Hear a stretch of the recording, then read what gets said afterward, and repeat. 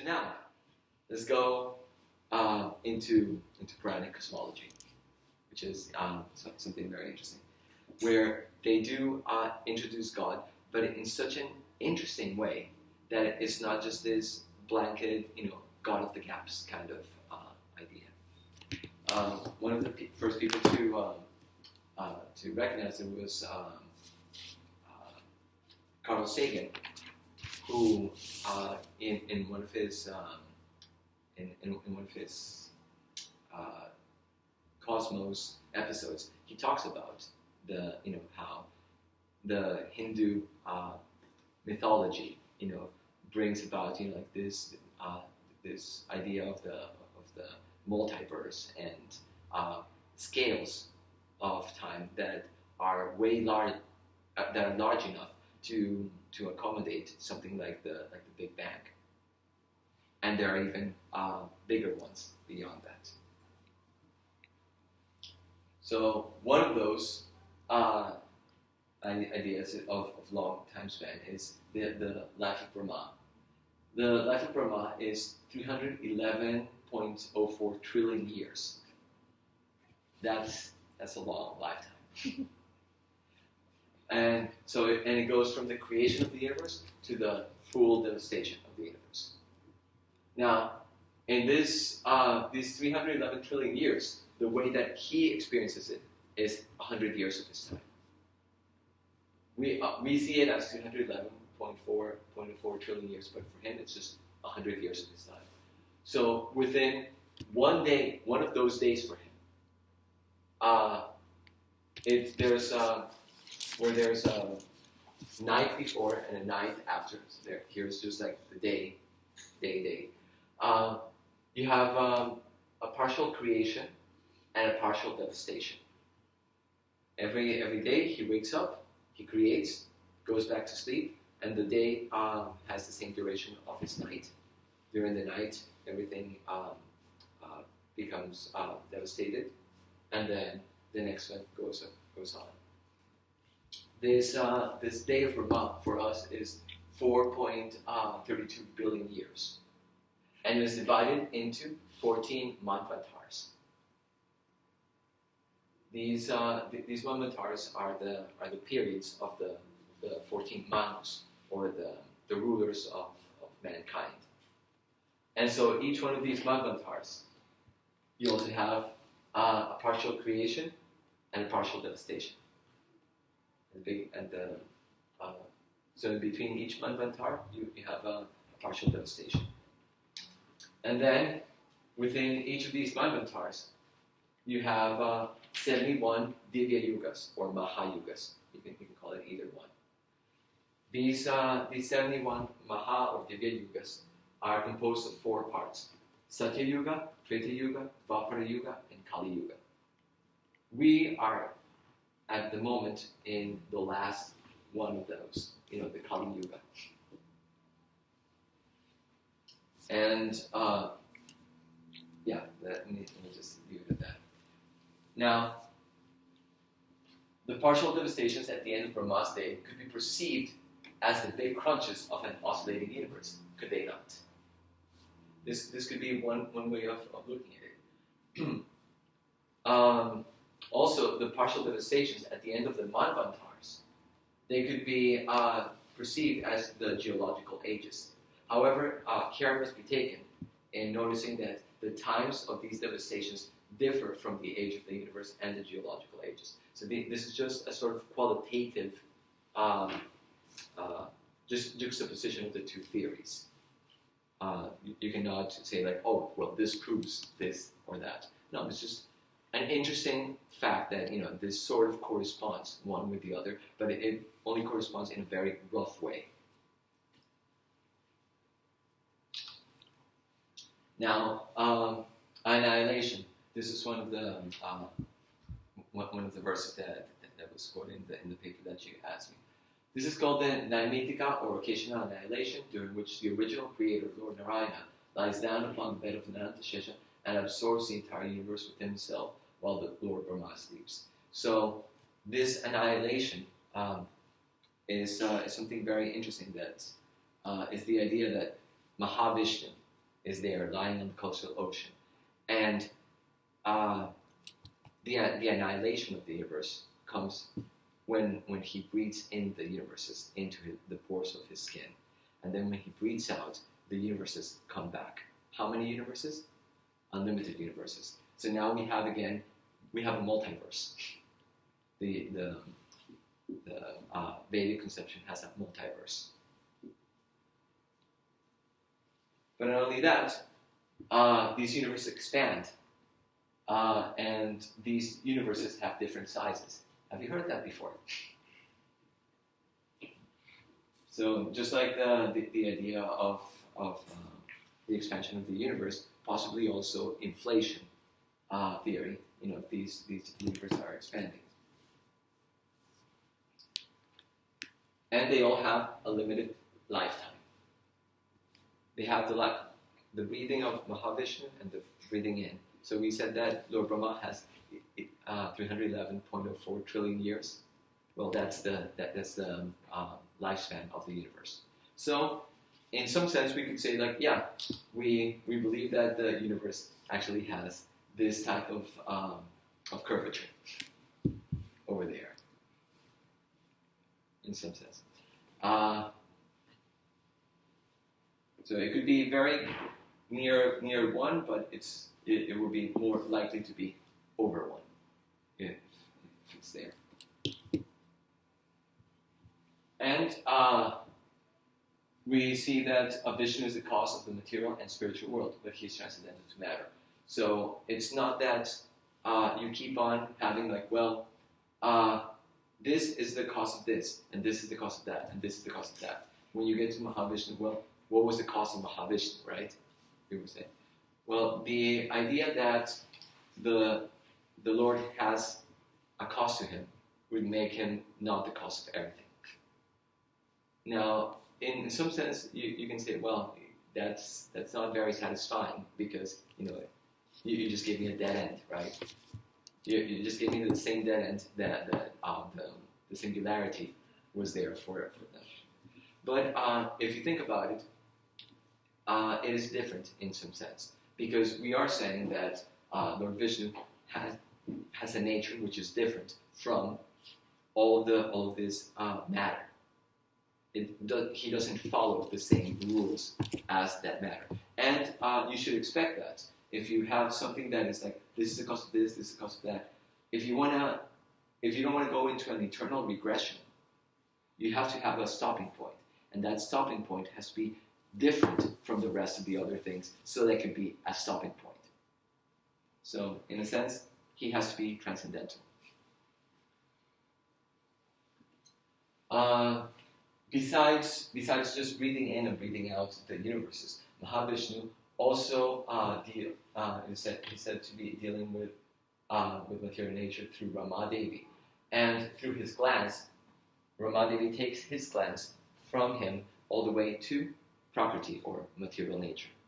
And when she does that, this glance infuses the conditioned souls of the universe and activates matter with his time energy. I've seen 2 references to this. In the Brahma Samhita, it is said that this, the personification of his glance is Lord Shiva. And in the Bhagavatam, it is said that this glance, this time factor, is the Sudarshan Chakra. So you can view it in both. The Bhagavatam, yes. So both of these ideas are there. So as opposed to Hawking's universe, so now we're comparing it to Hawking's universe, the Vedic multiverse has cyclical beginnings. You saw that Hawking wants to make it very simple, very plain. It just starts and goes. Well, actually, it doesn't even start, right? We have a cyclical beginning to this Vedic multiverse. And time, or the law of cause and effect, begins with each universe. So that is very, interesting because the time here is seen as that law of cause and effect. It's not that without time you can't have something happening.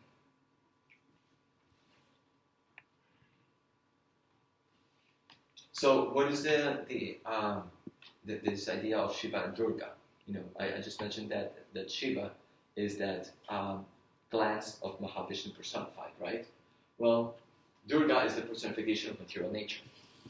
So when Shiva and Durga come together, then their union brings about the development of pradhana, which is that first, the undeveloped, unmanifest type of matter, from which all the other elements of creation come from.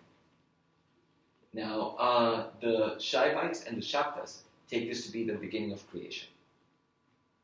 So they say, what is the beginning of creation? Well, when Shiva and Durga came together. But they do not. They say nothing about Mahavishnu or anything like that. And it's also interesting here that the nature of time is different from that of space.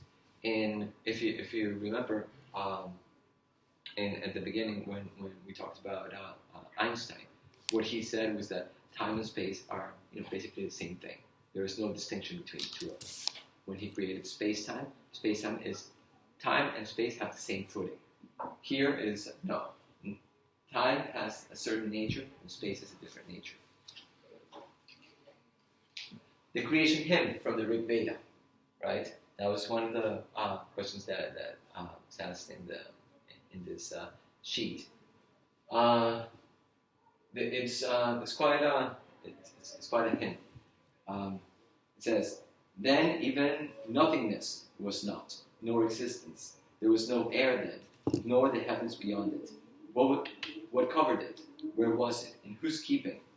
What was then cosmic water in depths unfathomed?" So it starts questioning a lot of what happened in the beginning. And if you because it's the Rig Veda, you have to interpret a lot of things. It is always very mysterious in that sense. Then there was neither death nor immortality, nor was there then the torch of night and day. The one breathed windlessly and self-sustaining. There was that one then, and there was no other. So, for a lot of atheists, this is sort of like the confirmation that, well, you see in the Rig Veda, it says that nobody really knows what happened in the beginning, especially because of this last part where it says, "Whence all creation had its origin, the Creator, whether he fashioned it or whether he did not, the Creator who surveys it all from the highest heaven, he knows, or maybe even he doesn't know." So it just it's very confusing, and unless you understand the Siddhanta, unless you understand the tradition that comes with it, this will say that, well, these rishis, here they are not explaining anything, right? However, you can take all of this and see it from a theistic point of view, saying well, the initial questioning to get the reader thinking about the beginning of creation. The one that they're talking about is Lord Vishnu, who alone existed before the material creation. He is the cause of all causes. There is a direct allusion to Lord Vishnu, saying the causal waters and all that, and to Lord Brahma. And that last one, which was very, maybe he doesn't know, maybe he knows, like that. Well, what it really shows is that the Lord remains aloof from this material world, above it all, and his knowledge is completely unknown to us. We don't know what he knows or doesn't know. And it's indirectly telling us that he reveals himself according to his will, that if we actually want to know what he knows, we have to approach him and inquire from him what really happened. Yes? This perspective on the Rig Veda, creation hymn, is it coming more from a Vaishnava perspective than a Shaivite or Shakta or another perspective within the Hindu? Yes, it is totally from our perspective. If you, as I said, if you read it, you might even say that it's completely atheistic. but from a Vaishnava perspective, it makes total sense also. So, like everything in the Vedas, it really depends who's looking at it. You can get anything you want from the Vedas. So I mentioned that space and time are different, and I want to show you how they're different, right? So we talked about Mahavishnu creating time, right, which was the glance of Mahavishnu, right? And there was Pradhana, which was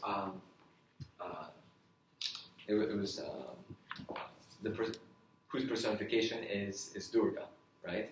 So when time and Pradhana come together, when Durga and Shiva come together, then what happens is that they create the Mahatattva.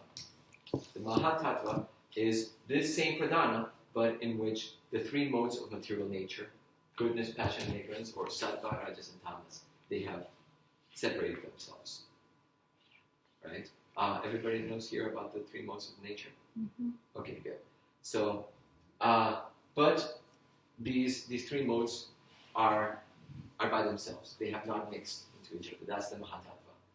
Now, when they start mixing and all, that's when they create the material ego and the chitta, which is like in the third canto they call that material consciousness.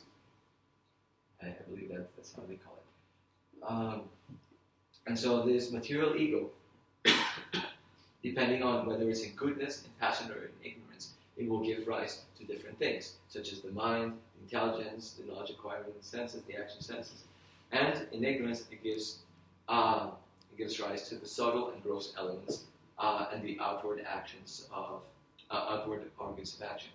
That is where space is. Here's time. There's space. Do you see how different these two things are? Also, I want to mention here that in Sankhya, you have pretty much, in the Sankhya philosophy, the dualistic, atheistic Sankhya philosophy, you have pretty much the same thing, but you don't have Mahavishnu and time. These two things here do not exist for them. For them, time is like a byproduct of the motion of the three modes. It's something that you perceive because the three modes are working with each other. But time by itself does not exist. That is according to the Sankhya philosophy. For the Vaishnavas, time is an aspect of the Lord. It's an energy of the Lord. Yes?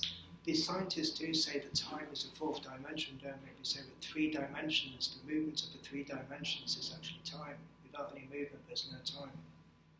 Yeah. Well, but there are also certain interpretations, according to, if you look at quantum mechanics, where they also question the existence of time. So time is also a big mystery for the scientists. So I just want to make sure that you understand that the idea of time is very confusing, both for the scientists and also for the different schools of Vedic thought. It's not that everybody thought the same thing. No, everybody has a different take on time. If you ask, for example, the Vaisheshikas and the Nyayikas, they say that time actually exists. It's a thing, and it's this all-pervading thing. So for them, time does exist. For the yoga school, the Patanjali's yoga school, what is time? Time is only exists in the moment. There is no past, there is no future. There's only the moment. And as soon as that moment is gone, a next moment comes, but it is gone. So that's why they want to concentrate their minds into the present moment. Like that. So there's different views on time according to different schools of philosophy. Just for completeness sake, when I said that the subtle and gross elements are developed there, this is a way in which the elements come.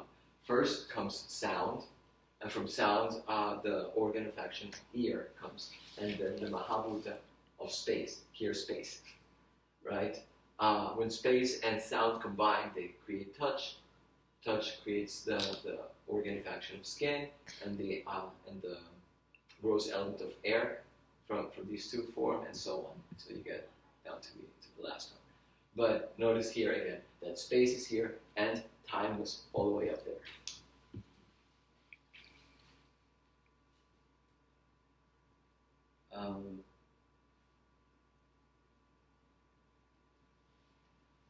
In the Katha Upanishad, this was another one of those quotes from the paper that they were asking. It says that beyond the senses are the objects of the senses. Beyond the objects of the senses is the mind. Beyond the mind is the intellect. Beyond the intellect, the great Atman, the self. Beyond the great Atman, the unmanifest. Beyond the unmanifest, Purusha, the Lord. And beyond the Purusha, there's nothing. This is the end, the supreme goal.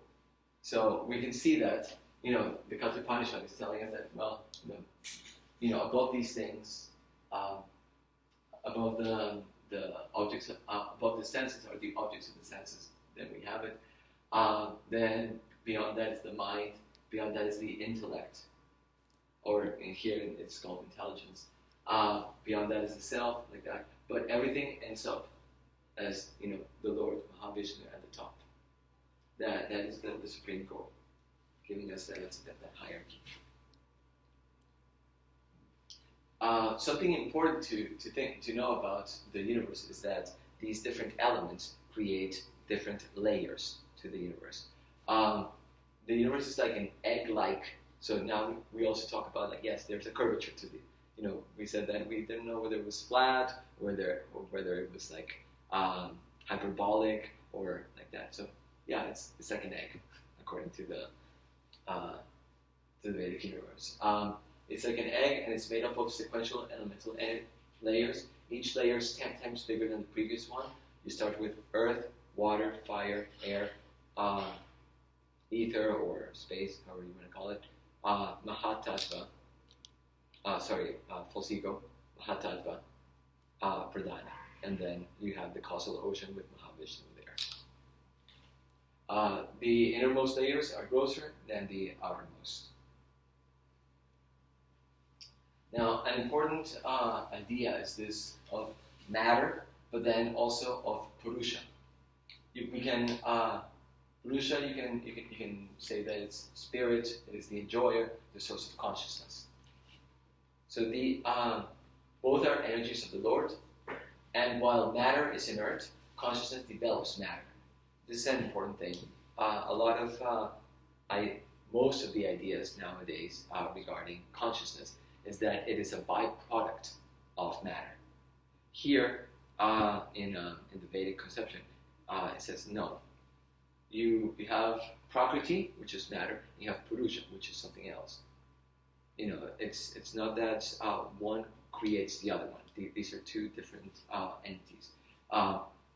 Consciousness is as fundamental as matter is. And when consciousness comes in contact with matter, it develops it in through 6 stages: birth, growth, reproduction, duration, dwindling, and death.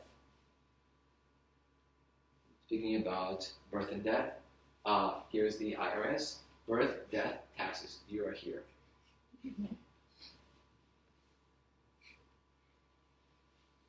According to the Bhagavad Gita, there's a chapter: Prakriti and Purusha both come from the Lord. It says, thus the field of activities, the body, knowledge, and the knowable have been summarily described by me. Only my devotees can understand this thoroughly and thus attain my nature. Material nature and the living entities should be understood to be beginningless. Their transformations and the modes of matter are products of material nature. So they're both energies of the Lord, and they're both beginningless. One thing that I should also say regarding this picture of the elements is that, for example, according to we talked about how this is the view from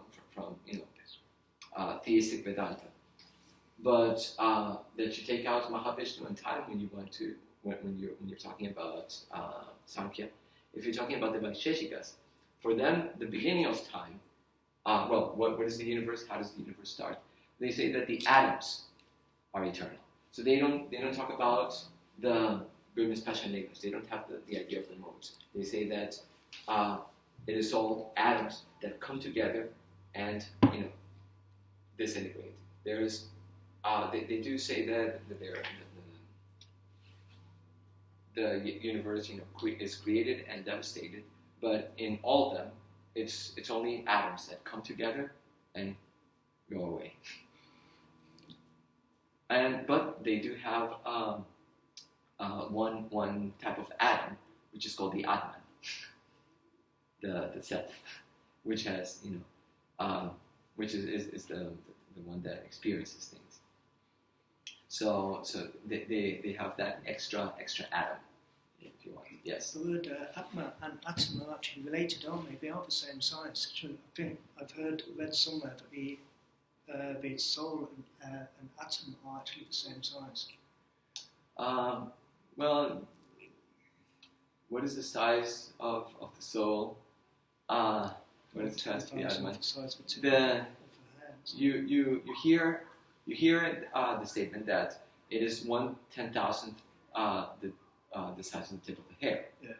Now, do we take that literally or do we take that figuratively? Is it a statement saying like, well, it's so incredibly small, it's that even if you cut it like this, it's gonna be as small as that, or is it actually really 1/10,000th? So I did the calculation. Just because scientists, that's what they do.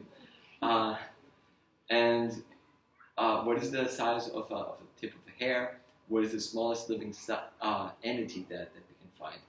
And what I found out was that depending on how big the hair is, because it varies in size, you can have the soul being 10 to 100 times smaller than the smallest living entity that we know at this moment. So it is possible that statement could be literal. That's my take on it. It is possible that it could be taken literal because the soul would still be like 10 to 100 times smaller, so it could fit. It could fit into the smallest. When you say living entity, you mean viruses? A bacteria, yes. Bacteria, okay. Because viruses are a lot smaller than bacteria. But viruses, we have a problem with them because we don't even know whether they're alive or not. Can we take it to be a living entity or not? I think that's a question for the biologists. So, acceptance of scientific advancements. This is one of the questions that was given in the sheet. So, science is seen as legitimate according to the Vedas, but incomplete. It's an incomplete step towards knowing and understanding reality. Presently, it deals only with matter. We talked about Purusha and Prakriti. Science at this moment only focuses on matter, and sometimes some rogue scientists have been trying to go into the consciousness part, but it's not widely accepted. So because of that, it's science is accepted, but it's incomplete. And while much more research needs to be done before we can truly understand consciousness, when it comes to unconsciousness, not so much.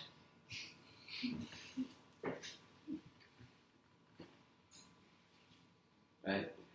This deals with the valid sources of knowledge. Right? Wikipedia. We have three, it depends on which school of thought you ask, how many valid sources of knowledge you have. Some will have more, some will have less. In Vedanta, we have three. Direct empirical perception, logical inference, and sacred texts. As I said, there are some other traditions, have more, some have less. So science can be seen as a combination of this direct perception and the logical inference. And what it is seen is that if you want to know about subjects beyond these two, one requires the help of sacred texts. It is understood from the get-go that the soul, you're not going to be able to measure it as such. You're not going to get direct measurements of the soul. And so how are you going to study that? Well, through the sacred texts. The sacred texts are actually seen as revelation, as from Bhagavad Gita 11:7, or Arjuna, whatever you wish to see, behold at once in this body of mind. This universal form can show you whatever you now desire to see, and whatever you may want to see in the future. Everything, moving, not moving, here it is completely in one place. So it's the Lord can reveal all of creation if He so desires. And this is what was given to the rishis. The rishis were given this vision, and they put it down in the sacred texts. So that's how we're able to understand these topics that are beyond empirical evidence and beyond the logical inference. Now you will see some conservative and some liberal views on science. Some people will say that the conclusions of science are correct, but they are of limited scope, or within their limited scope they are correct. You know, say the conservative might say something more like, well, the conclusions of science can't be trusted at all because they're so limited. How can you trust that? And they're changing their views all the time. So it's not that all Hindus think alike. Let's just put it that way. And I think that this is coming across again and again. Not everybody thinks alike. It was also asked, about the scientists amongst the rishis, about Charaka and Aryabhata. So I did a little bit of research on Charaka. He's from the 3rd century BC, and he's well known as the Indian father of medicine. Right? He's basically known because of the Charaka Samhita, which came because, there existed 6 schools of medicine founded by the disciples of Purvasu Atriya. And each of these disciples composed the Samhita. And the best one of those is the Agni-Vesha. And Charaka, what he did, he revised that Agni-Vesha. And this came to be the Charaka Samhita, which was later revised by Drigbala. The other scientist among the rishis is Aryabhata. So Aryabhata, he is around 500 CE, and he's the first of the major mathematicians, astronomers from the classical age of Indian mathematics and Indian astronomy. He's well known is mostly for the Aryabhatiya. I think that the Arya Siddhanta is gone in time, but people refer to it, so that's how we know about it. For his explicit mention of relativity of motion, he also qualifies as a physicist because he talked about astronomy a lot. In fact, the calendric calculations devised by Aryabhata and his followers, they still continue to use it in India for the Hindu calendar. And in the Islamic world, they formed the basis of the Jalali calendar, which was introduced in 1073. You've heard about sine and cosine? Well, that comes from the Gya and Kogya, which after some cognate words comes to be sine and cosine. And this influenced the birth of trigonometry. And if you have heard about India's great glories in sending things to space, you will know that the first satellite is called the Aryabhat in honor of him, and also a lunar crater is named Aryabhat. So he is quite important. Now, a big question comes and is, well, how does consciousness interact with material nature, right? We talked about science, about Purusha and Prakriti. How do they come together? What happens when they come together? That's when we talk about emotional material nature. So I'll go quickly through this, and since everybody says that they know, Prakriti is made up of a mixture of the three: goodness, passion, and ignorance. Sattva, Rajas, and Tamas. Consciousness is filtered through the modes as light through colored glass. So that's the we have consciousness being filtered through these. The definition of the modes: goodness is illuminating, frees from sinful reactions. Real knowledge develops. Passion is born of unlimited desires. Greed develops, and ignorance is born of ignorance of the self. Develops foolishness, madness, and illusion. And we have the prototypes of people that are in the different modes. But it's not just a psychological factor. It's also in everything around us, because it is the makeup of matter. So you have that everything is a mixture of the modes. The places where we live, the food that we eat, the movies that we watch, the books that we read, everything. And so it's a combination that you find it inside and outside as well. And there's a constant dynamic predominance amongst the modes. They are constantly, going one against the other. And this leads us to the conditioning of free will. The gunas, or modes of material nature, can also be translated as ropes. As we contact different modes, we become conditioned in our behavior. In goodness, we can become conditioned to happiness and knowledge. In passion, to fruitive action. And in ignorance, we become conditioned to madness, indolence, and sleep. The mind then goes on like an automatic AI robot. I think it's just going through the motions. But the AI and behavioral psychology can model these rules. So you can actually see how the modes can lead to certain psychological profiles. I don't know if you guys ever saw Friends. Mm-hmm. So, you can explain Friends in terms of the modes. But besides that, we should know that the self or the soul is helpless under the grip of the modes, being forced to act according to the modes. Maya is this energy that keeps us bound to this material world. Maya is this important aspect that in understanding like how the world works there. Because the nature of the self or the soul is to serve, and the free will is limited then. We can work under Maya, under the direction of the modes, or under the direction of the spiritual energy. Choose your pill, right? We can decide to be instruments of love or of selfish desires. Here's a quote by C.S. Lewis. There are two kinds of people: those who say to God, "Thy will be done," and those to whom God says, "All right then, have it your way."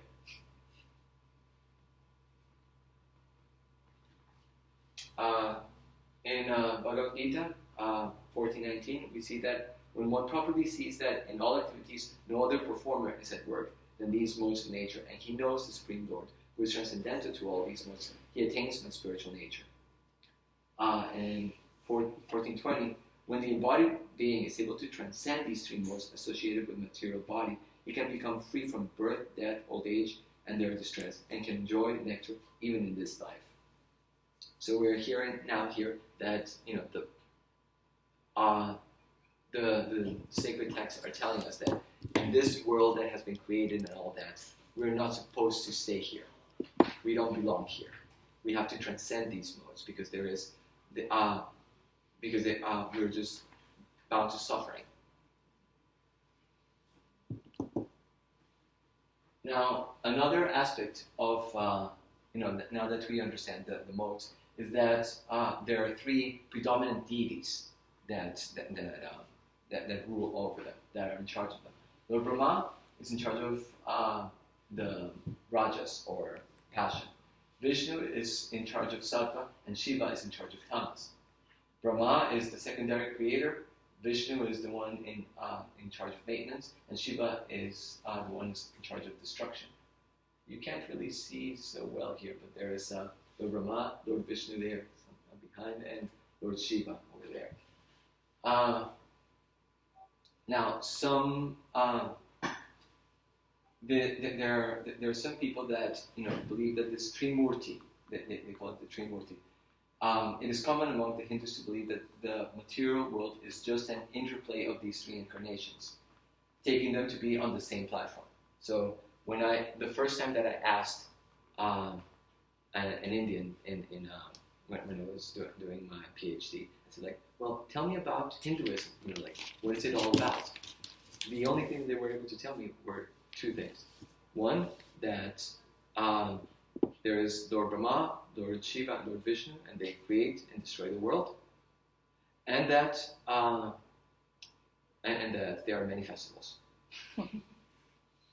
That is all I got from them.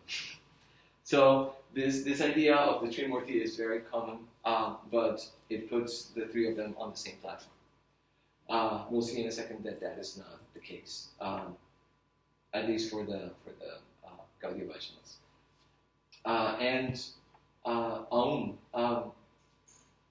Lord Brahma began the secondary creation through the transcendental sound of Aum, but some take this Aum itself to be the beginning of creation.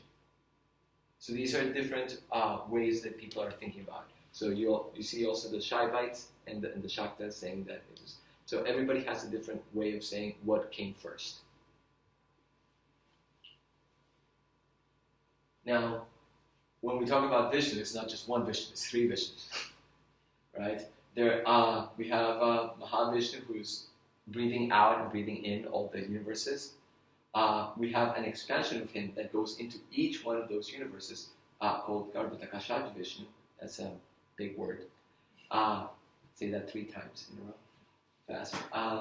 And then from him, a lotus stem comes out, and Lord Brahma is born through that. And this Garbhotakashaj Vishnu further expands into Kshirodakashaj Vishnu. That's another tongue twister. Who is the one that is in charge of the mode of goodness. And he's also the one that is the Paramatma, the super soul that accompanies every single soul in every body. So every body has a soul, which is us, and it has the super soul, that expansion of the Lord, the Kshirodakashaj Vishnu. So then we have 3 Vishnus. And so when they are trying to equate the Vishnu with the other 2, it's very unlimited understanding of Vishnu. Now, besides all of this, there's a purpose to all of creation. Reincarnation happens among 8.4 million species, and they are in different abodes. Sometimes you can become, human. Sometimes you may be a dog or a cat or a plant. And sometimes you may also take higher births into becoming an angel, right? Or those are called the Gandharvas, or a rishi with powers. Or sometimes you can, if you really want to be like very powerful like that, you can even take the pose of Lord Brahma. You don't always have to take birth into benevolent beings. You can also take birth as these terrible asuras, and these demon-like people, if that is your desire. So you can basically, these 8.4 million species are there to facilitate any desire that you want, whether it's in a nice way to help people or to destroy things. Everything is possible because this is seen as just a game, that keeps happening again and again and again and again. And sometimes you go up, and sometimes you go down. Sometimes you take high births, sometimes you take low births. And everything is done by the law of karma and our desires. What do you want and what do you deserve? It's a play of these things. So we see that every universe in the multiverse has a purpose. It's not these pocket universes that where there is no life, or where there maybe there is a purpose to it, maybe there's not. No, there is a purpose. And what is that purpose? Well, it's to free ourselves from Maya. And how do we do that? Well, it is said that the supreme occupation, or dharma, what we have to do for all humanity, is that by which man can attain to loving devotional service unto the transcendent Lord. Such devotional service must be unmotivated and uninterrupted to completely satisfy the self. So when we develop this loving devotional service, then we have this desire to like free ourselves. Just as we are here because of our desires to leave the samsara, the cycle of birth and death, we can do that. But we have to desire it strongly. That we have no other desire but to serve the Lord, and then we can go back home, back to God. Ruth, so would it be fair enough to sum up in a very simplistic way, and I'm thinking about for the students, that life in the material world is basically all it consists of is choices and and the consequences of those choices. Like within the temporary world, that's whether you're in a dog body, an amoeba, or whether you're Lord Brahma, is basically the choices that you make and the consequences of those choices that come as a result. Yeah, basically. But the free will, you only have it in the human form of life. That's important to say. In the other forms, you're just like living out your karma. But yeah, that's true. Yes. It's interesting, but the scientists say that there's 8.6 million different species of life, and we're saying there's 8.4, which is almost the same number of species. Well, okay. Here's a caveat. Okay. First of all, when we talk two caveats actually. One, when we talk about species in Vedic point of view, they generally don't do it, according to their morphology or according to their genetics or things like that. The way that they speak about the different species is according to the different modes. So here's a body that has a certain type of modes. That is called a species. Here's another one that has different modes, and that's another species. So the way that they define species is different from the way that scientists define species. So that's the first thing. And then the second thing is that I was looking recently through this idea of the 8.4 million species, because in the evolution workshop that we did recently, it was, okay, what are these 8.4 million, right? Prabhupada quotes them in only two places in his books. One in the Bhagavatam, and in the second canto, and one in the Chaitanya Charitamrita. In the Bhagavatam, he only paraphrases it, and in the Chaitanya Charitamrita, he actually gives the verse, but he doesn't give the verse number or the where you find it. Well, he says there the Vishnu Purana, but he doesn't give any like that. So I started looking into it, and it's not there in the Vishnu Purana.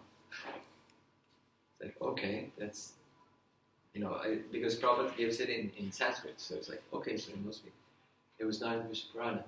In other places where there are conversations of Prabhupada quoting this, then whoever transcribed it put Padma Purana.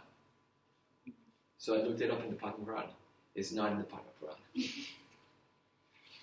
And then doing a search on the internet, some people said, it's in the Skanda Purana.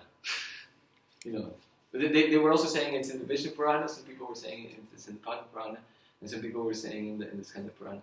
So I was trying to look into, for a version of the Skanda Purana, where you could, that on the back may have like all the verses listed, because otherwise it's impossible to go through the whole thing.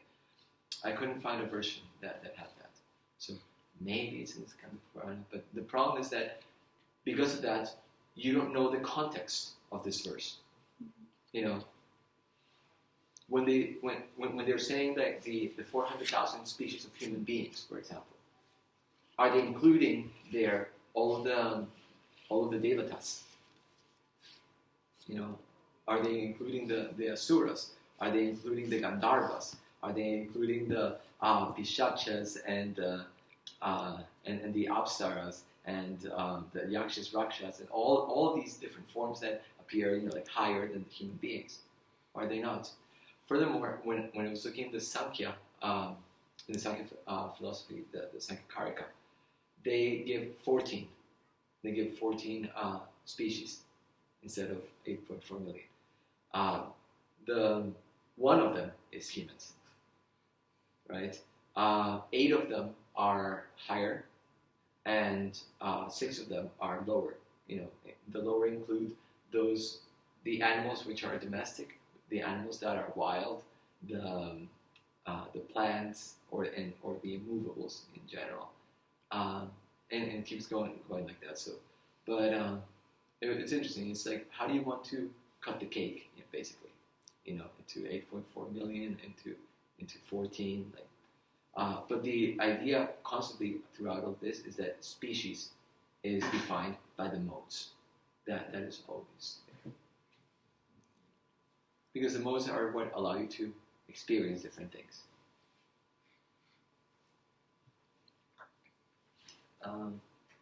I believe in karma. That means that I can do bad things to people all day long, and I assume they deserve it. Right? So let me just go quickly through this, unless, especially because in the next one we will also have a little bit of that, the next session. Our universe is just one of, innumerable amount of universes, and it is said that it is divided into 14 planetary systems, of which, we are here in the Vedic planetary system. You're here. Going all the way to Brahmaloka and going all the way down to Patalaloka. Now, at the end of Lord Brahma's life, the universes of the living entities go back to Lord Vishnu's body until the next creation. We've said that already. The living entities who have achieved spiritual perfection stop reincarnating and are able to cross the Viraj River. This is that river over there. So let us talk a little bit about life outside the matrix. What is this? Beyond the material world, there is the Brahmajyoti, Brahman. It is the background on which everything rests. Brahman is the effulgence emanating from Krishna. It's his impersonal, eternal, all-pervading feature, and it's the ultimate goal of the impersonal transcendentalists. Bhagavad Gita says that yet there is another and manifest nature which is eternal and is transcendental to this manifested and unmanifested matter. It is supreme and is never annihilated. When all in this world is annihilated, that part remains as it is. So this does not have annihilation and creation like the material world. It's always existing. Beyond that Brahmajyoti, we have Kailash, Mount Kailash, which is Shiva Loka. And beyond that, then we have Vaikuntha. So let us talk about that a little bit. Sadashiva in Mount Kailash, he is there. Sadashiva is a special expansion of Krishna. He is the guardian of the Vaikuntha planets. So you want to go to Vaikuntha, you have to get through to Lord Shiva. Those who are liberated, those liberated devotees who have developed a desire to personally associate with Lord Shiva, can attain him at Mount Kailash. Now we have the Vaikuntha Loka, and beyond that, there is the Madhurya Dham, which is where you have Krishna in his personal features. So let's talk a little bit about this Vaikuntha planets. In those, the liberated living entities serve the Lord in Vaikuntha mainly in awe and reverence, sharing his bodily features and opulence. So you will see a lot of the servants, looking just like the Lord. Service in its fullest intimacy with Krishna is with Krishna, not in these Vaikuntha planets, but there in the Madhurya Dham. And in this Madhurya Dham, you have all the 5 main moods of service. Love and sweetness there obscures the opulence and reverence that is found in Vaikuntha. But beyond that, you have Lord Chaitanya in Navadvip, which is a special feature of Krishna Loka. Navadvip is not different from Vrindavan or Krishna Loka. Lord Chaitanya is not different from Krishna. So Lord Chaitanya is an expansion of it's an avatar of Krishna. And there is an increase in magnanimity there. The devotees serve the Lord in both places simultaneously. So you have this duality of Vrindavan, where with Lord Krishna, and Navadvip with Lord Chaitanya. Now, Lord Chaitanya makes Krishna's pastimes available even to the most fallen living entities in this material world, and he imbibes the Hare Krishna mantra with the full potency to create the easiest and most powerful method of spiritual elevation. And that is what we are able to connect with, in this world, to be able to easily transcend the most material nature and go back home, back to God. So this finishes this first part of the presentation.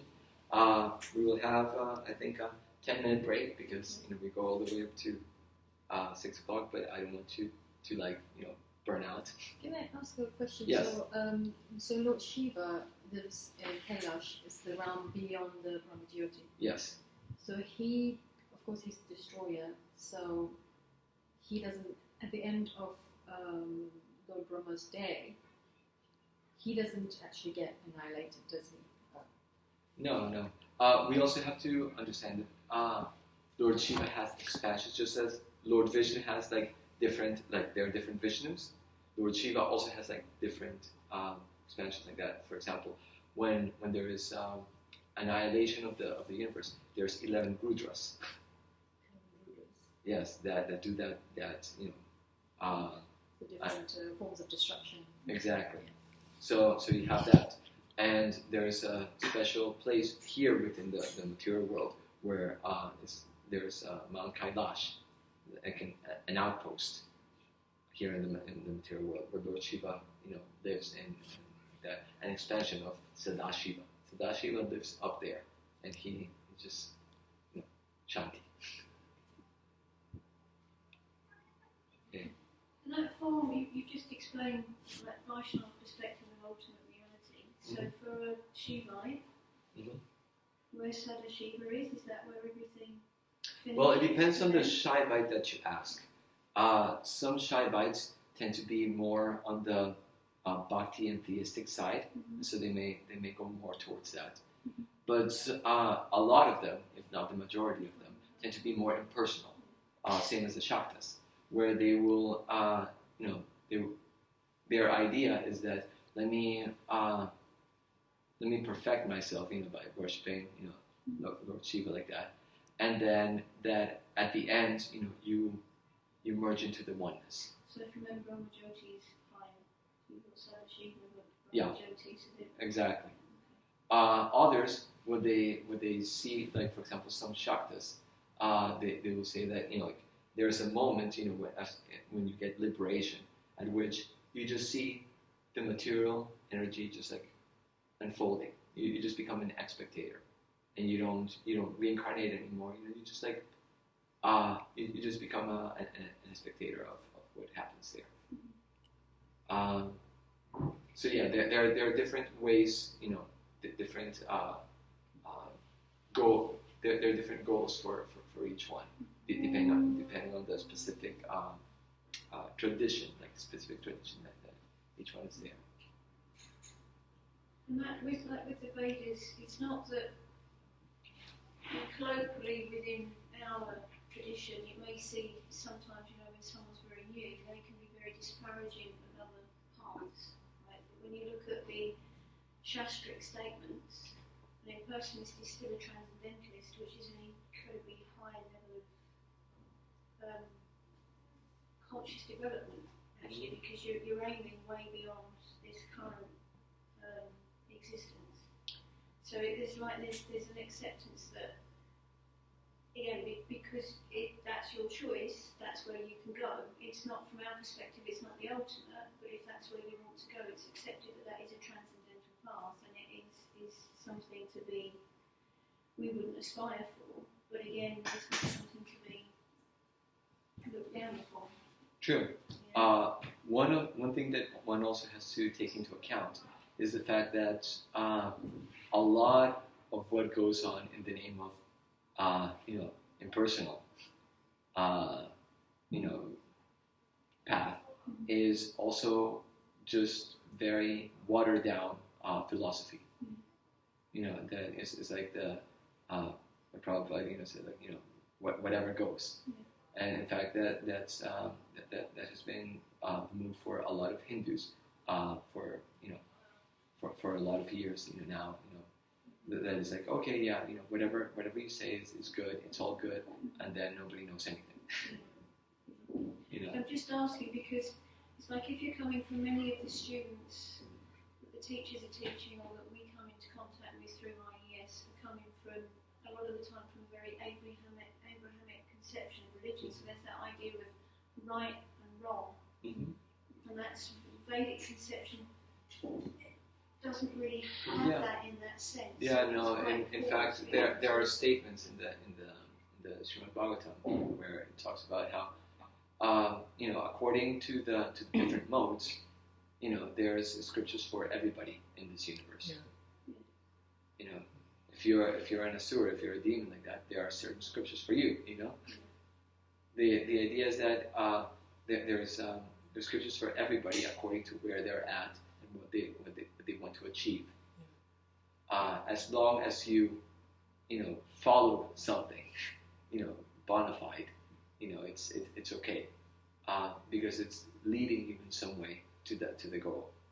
But if we're just trying to just make it up in ourselves, that's not so much. But as long as it's a bona fide, there are many bona fide paths to go for.